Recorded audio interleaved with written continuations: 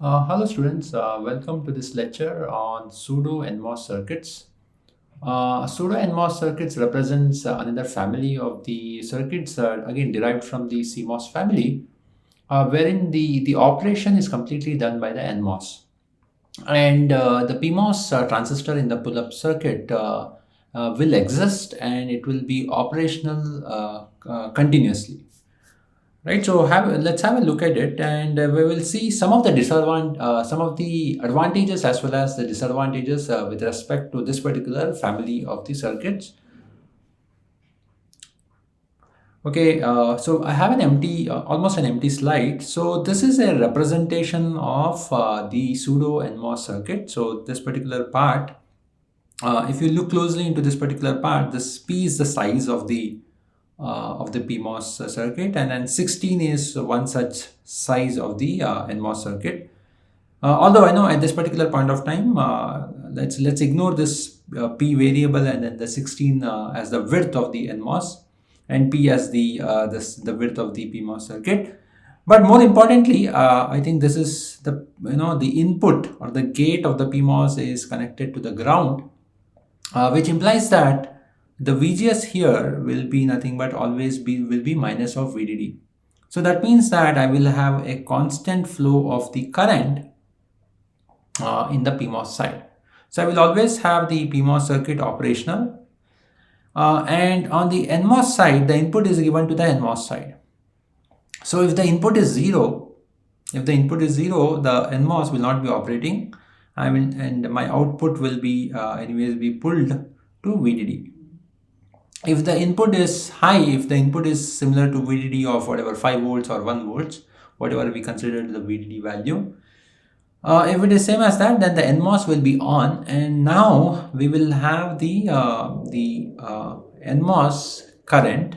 I will have an NMOS current, and I will have continuously a PMOS current. And if we make this NMOS width higher than that of the PMOS width, then I will have this NMOS current to be higher than that of the PMOS current, and then thereby the output will be dominated by the NMOS. That means that the output will be pulled down. So finally, we should be able to have a logic of 0 if the NMOS width is higher than that of the PMOS width. Or rather, I will say instead of the width, I will say that if the NMOS driving strength is better than that of the PMOS driving strength, then the output will be pulled down to low logic, right, whenever the input is high. So this forms a primitive circuit of the inverter circuit drawn from the pseudo NMOS family, and that's why it is called as a pseudo NMOS inverter.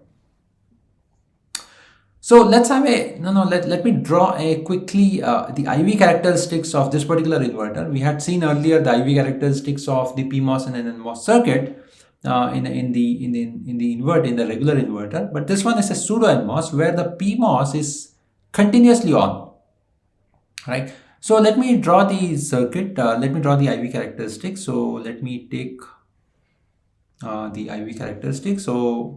So this will be my current, and then this will be my output voltage. This is nothing but Y is nothing but my output, and then this is what I'm going to draw. And let me pick one color for the PMOS current. So let me pick a red color for the PMOS current. And if I want to draw the IV characteristics of the PMOS, let's say that the PMOS is equal to 32. So Pmos is equal to 32 means the P variable is equal to 32, because I have written the size of 16 here. So if I want to match the betas of the PMOS and NMOS, it's better to have the size of the PMOS size as 32. So I'm going to write this one like this, which represents that this is a PMOS current versus the voltage characteristics for a size of 32. Okay, and now I'm going to draw the NMOS IV characteristics for the varying values of the input, because the input is connected to the gate of the NMOS. That's it, and it is not connected to anywhere else. It is not connected to the gate of the PMOS. It is connected only to the gate of the NMOS. So for different values of V input, I will have the IV profile. So let me begin with V input and then the NMOS size of 16 here, and then let's say that the V input is 5 volts. So if I want to draw the profile of the V input of 5, it will match with that of the Pmos with a width of 32, because the magnitude level, the saturation current of the NMOS here for 16 size, when the input voltage is 5 volts, and when P is equal to 32 here, that is the 32 size, right, my VGS value will be minus of 5 volts, assuming VDD is 5 volts. So then I will get the saturation current to be the same. So I should be having something like this, the IV characteristics, something like this, for a V input of 1 volts, or rather 5 volts. So let me consider this VDD as 5 volts. So hope this is clear.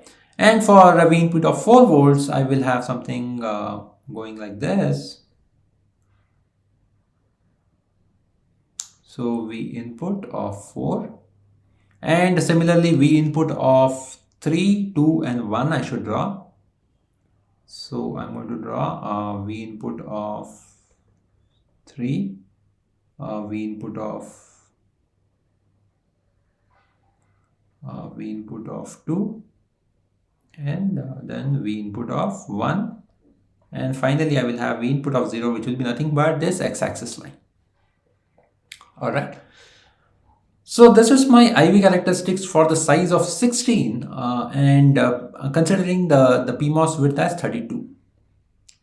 Right, so if I want to find out the intersection point, so that then I should be able to find out the transfer characteristics, estimate the transfer characteristics. Let's try to identify the the intersection points for this particular two transistors which are in series, but of course having a different inputs. Right. So for the Pmos, all my intersection points will be on this particular red line, the Pmos current line. So for a different inputs, right? So for the different input, starting from this particular line where I will have V input of 0, my intersection point will be nothing but here when V input is 0. When V input is 1, my intersection point is here, and then when V input is equal to 2, my intersection point is here. V input is 3, the intersection point is here. V input of 4, the intersection point is here, and when the V input is 5, I will have this series of the intersection points. Right, so this will be my series of the intersection points, because the saturation current, both the saturation currents will give me a range of the intersection points. Right. So if I want to draw the transfer characteristics of this, let me pick up another color. So this will be my transfer characteristics, V out versus V in. So for all these points, V input of 0, so V input of 0, I need to draw something, 0, I'll say 1, I'll say 2, I'll say 3, 4, and then finally 5, right? V input of 0, I will get somewhere very close to the 5 volts. Oh, okay, let me see. Yeah. Okay, let me find out this one seems to be better, I think. I think it does. Yeah. So this one is my this particular point on the V output line, which will be nothing but 5 volts. And then when V input is equal to 1, I will have again a closer point here. When V input is equal to 2, I will have another closer point here. V input of 3, another closer point. Close to all these points are actually close to the my VDD point here. So V4 is also somewhere here. V4 is also on the other side, closer to the VDD. So this will be here, and then V5 actually comes, somewhere here. So I will say this line, this particular line of V out will be my transition line. So my transfer characteristics here turns out to be something like this. Right, of course, this will be my transfer characteristics. right? Which is turns out to be actually bad transfer characteristics. So what to do now? So this transfer characteristics, turns out to be bad in the sense that most part of the input, it is staying close to 5 volts, right? Most part of the input, it is staying close to 5 volts. And it doesn't really behave like an inverter, right? So when I pick 0, it will anyways give 5 volts. But when I pick the logic high here at the input side, it will still going to give me somewhere above 2.5, right? So it lies on that particular transition region. Now, what if I pick a value of P is equal to 8, right? So P is equal to 32 is this. P is equal to 16 will be exactly half of this particular current characteristics, and P is equal to 8 will give me 1/4 of that. So I'm going to draw P is equal to 8 line, which will be nothing but somewhere here, P is equal to 8.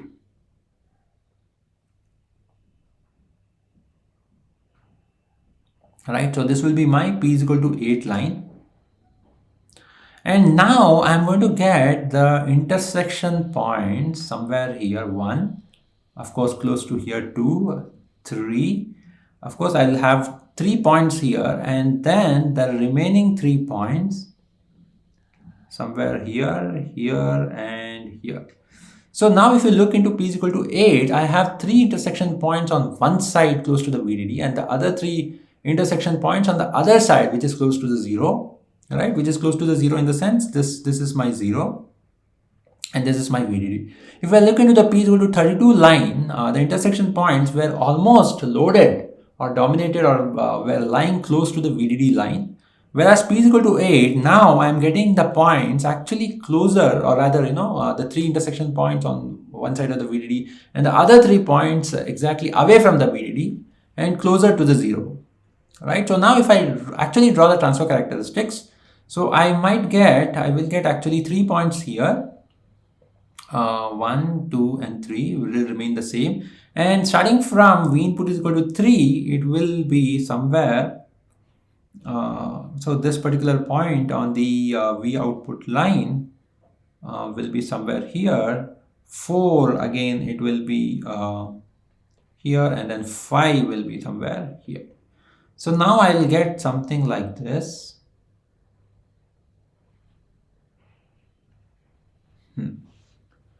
Right, so if I look into this particular profile, which is P is equal to 32 and P is equal to 8.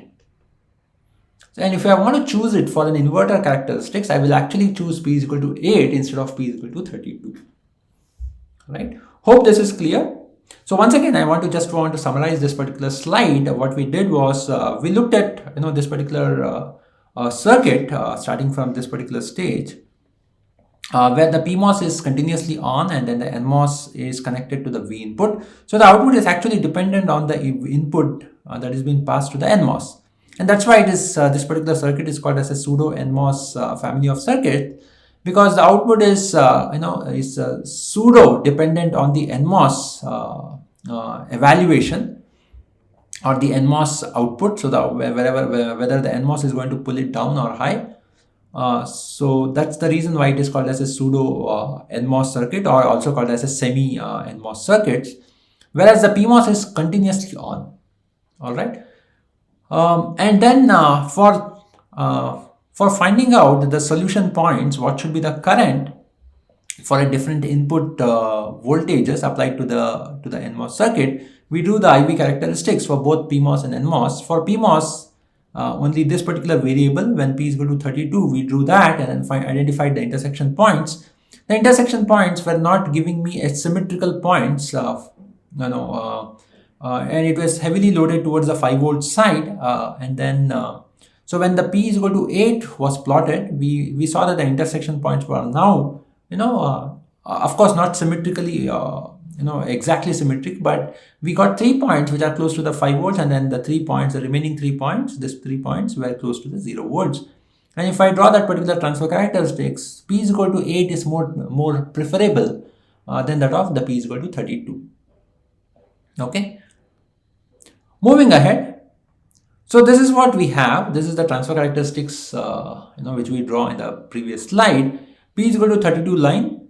and then the intersection points, and then so I've drawn P is equal to 24, P is equal to 16, P is equal to 8, P is equal to 4 here. And this P is equal to 8, right? So when it is 16 here, the width of the NMOS is 16, P is equal to 8 gives me the symmetrically opposite points, or close to the symmetrically opposite points, if I plot this intersection points on the transfer characteristics.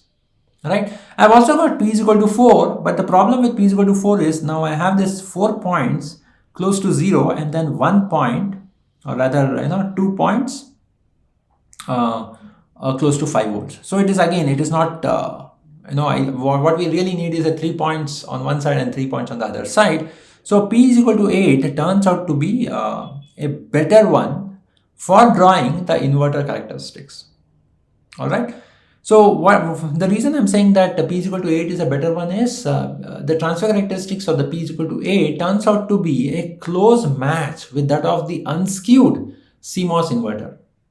Right. So if I have a CMOS wherein the Pmos and NMOS, the gates are connected, and then if I supply the input voltages and then we will get the output voltages, the transfer characteristics of that particular CMOS inverter turns out to be matching with P is equal to 8 here, when 16 is the NMOS gate size, P is equal to 8, where the 3 intersection points are on one side and the 3 intersection points on the other side. It turns out to be a close match with that of the CMOS inverter's transfer characteristics. So hope this is clear. So another point here is if I get into V input of 0 volts, the intersection point is on the x-axis, is on the V out axis. What it means is the intersection point is actually here for input of 0.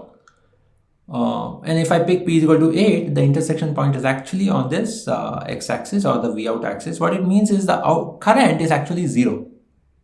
Current is actually 0 when V input is equal to 0. Whereas if I pick for this P is equal to 8 line, and if I supply V input of 5 volts, so this is the line. So the intersection point is somewhere here.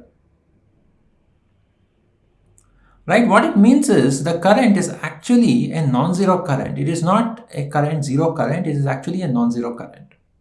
And this is what the disadvantage of the pseudo NMOS circuit does. So even if the logic is 0, the output logic, it is close to 0, although this particular point, I will say that it is not 0, it is close to 0. For picking P is equal to 8 and supplying the V input of 5 volts, I'll get this particular point. The output voltage is close to 0. Right, that is one observation. The second observation is, I'll say that the voltage, output voltage close to 0. The second observation is the current here, right, the IDS current or whatever that current is. So this particular point, it is a non-zero current.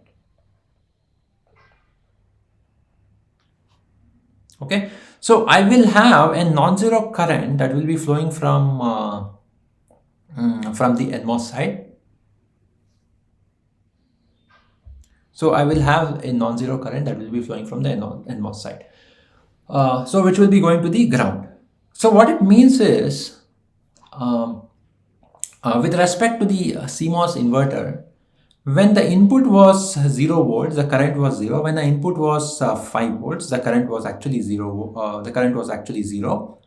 So there was no power dissipation when I'm actually putting the input of 0 or 5 volts here, right, in a normal inverter. But whereas in a pseudo NMOS circuit, and then the gate represented by the pseudo NMOS circuit family, so whenever there is the input is 0, there is no current. But when the input is logic 1, or in this case 5 volts, I will get a non-zero current continuously passing from the VDD to the ground. Right, so there is a constant current that will be flowing from VDD to ground when the V input is at logic 1. So that means I will get a constant power dissipation from VDD to 0. Even when the logic is at steady state. Even when the V input is 5 volts or the logic 1 and the output is actually close to 0 volts, which will be held at steady state, but the current will still be flowing from VDD to ground. That means I will get a power dissipation. Right, a continuous power dissipation. So this is the disadvantage of the pseudo NMOS circuit family. And if I draw this particular transfer characteristics, so this is what I get. The transfer characteristics for P is equal to, I have not drawn the 32 one, but P is equal to 24 is what this, gives me only one intersection point on the other side. All other 4 points are on the close to the VDD side. So this is the VDD. And you can see that the output actually becomes close to 0 and not exactly 0. P is equal to 8 line. This is our preferable line because I will have 1, 2 and 3. So 3 intersection points and then the other 3 intersection points on the other side. So this represents close to our standard inverter circuit. P is equal to 4 is on the other side. So this could be termed as, a low skew inverter, and P is equal to 16 can be termed as a high skew inverter. But P is equal to 16 and P is equal to 4 represents the low skew and then the high skew of the normal inverter. Right, in a pseudo NMOS there is nothing like the low skew or high skew, but the transfer characteristics implies that way. P is equal to 8 offers a transfer characteristic similar to the unskewed CMOS inverter. So what we really need is a current strength of the Pmos should be 1/4 that of the NMOS. Right, so the current strength of the Pmos, if it is P is equal to 8 and for that the NMOS we took the width as 16. What it means is I will get a current strength here as, let's say it is 16I. The current strength of this particular Pmos, P is equal to 8, represents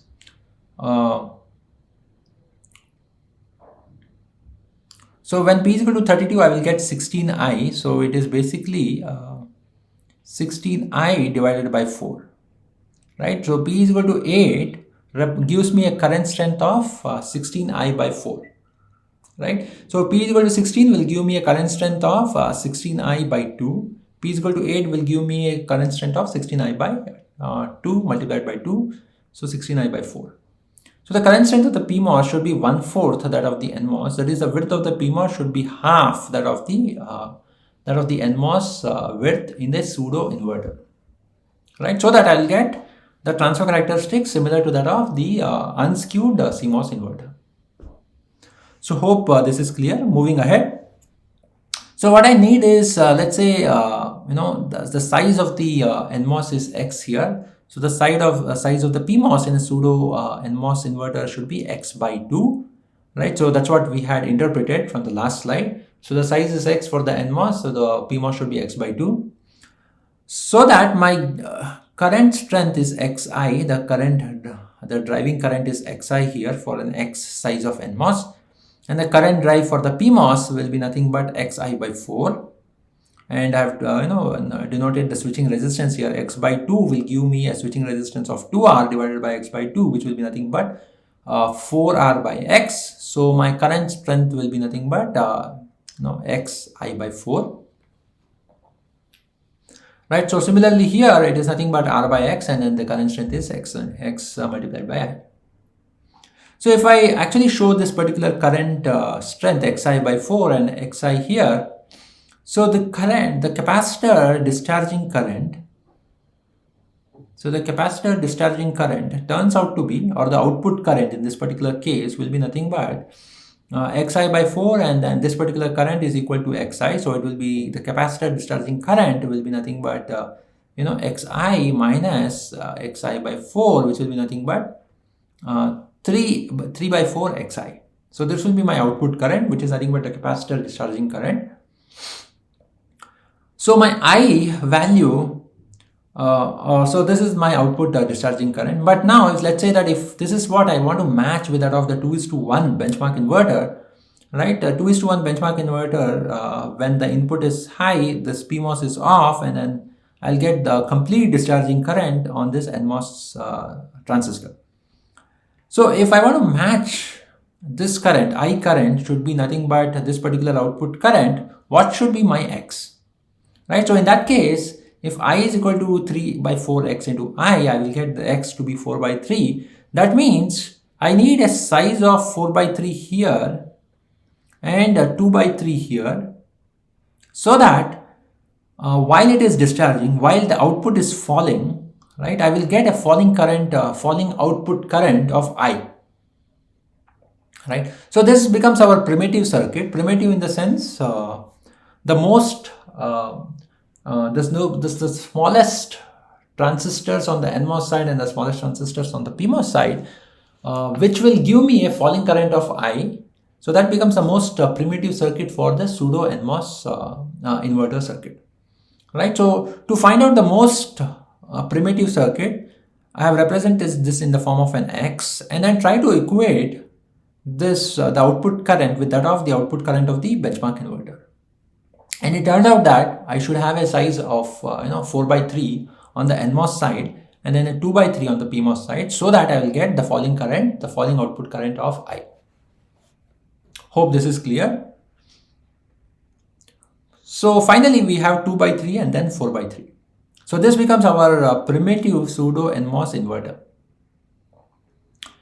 Now how do I evaluate the logical efforts and then the parasitics? So the logical efforts for this, for the rising output and then for the falling output will be different. The benchmark inverters will be different.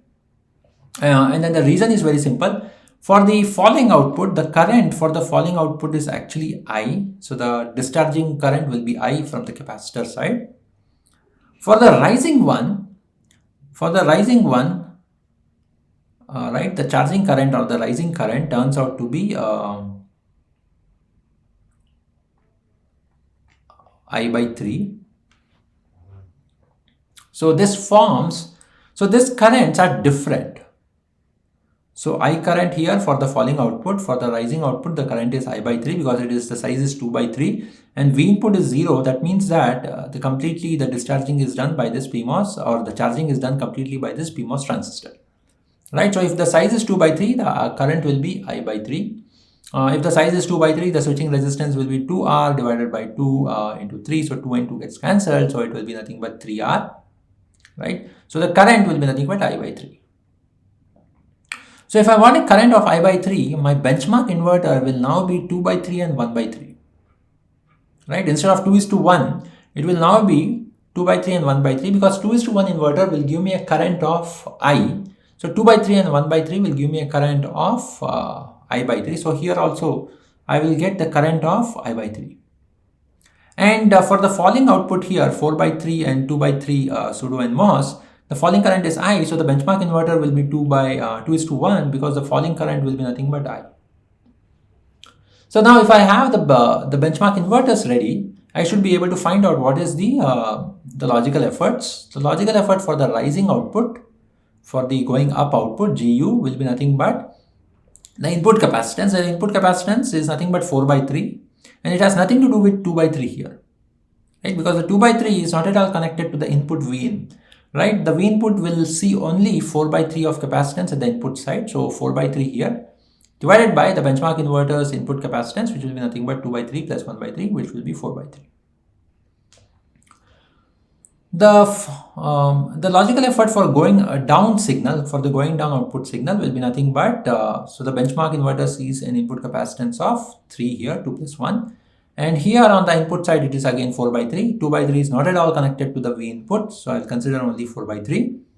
So it will be going down output, the logical effort will be 4 by 3 divided by 3, which will be nothing but 4 by 9. Right? So note that 4 by 9 is comparatively very, very lower than that of 1. And if I consider the average of GD and GU, 4 by 3 and 4 by 9, I'll get 8 by 9. This in fact is better than the CMOS inverter of G is equal to 1. And that's the advantage of the pseudo NMOS family. Some of the circuits really has a low parasitics and a low logical effort. So it can help in improving the performance of the circuit output. All right. So let's go to the next one. So let's try to find out the parasitics for the going up output and then the going down output. So for the going up output, we know the benchmark inverter should be 2 by 3 and 1 by 3 inverter, and for going down it should be 2:1. So the parasitics here will be nothing but the parasitics or the capacitance in the output node for the pseudo NMOS inverter here will be nothing but 2 by 3 plus 4 by 3. So it will be nothing but 6 by 3, which will be 2C. So 2C comes here on the numerator side, and 1C will be the node capacitance coming from the output node capacitance coming from the benchmark inverter. So that will be 1C here. So finally the parasitic, normalized parasitic for going up signal is 2. For the going down signal, it will be nothing but 2C divided by 2 plus 1, that will be 3C, so it will be 2 by 3. So the average is 4 by 3, which is actually higher than that of our regular inverter. But the going down parasitic turns out to be less than that of the value of 1. The CMOS regular inverter has a parasitics of 1, right?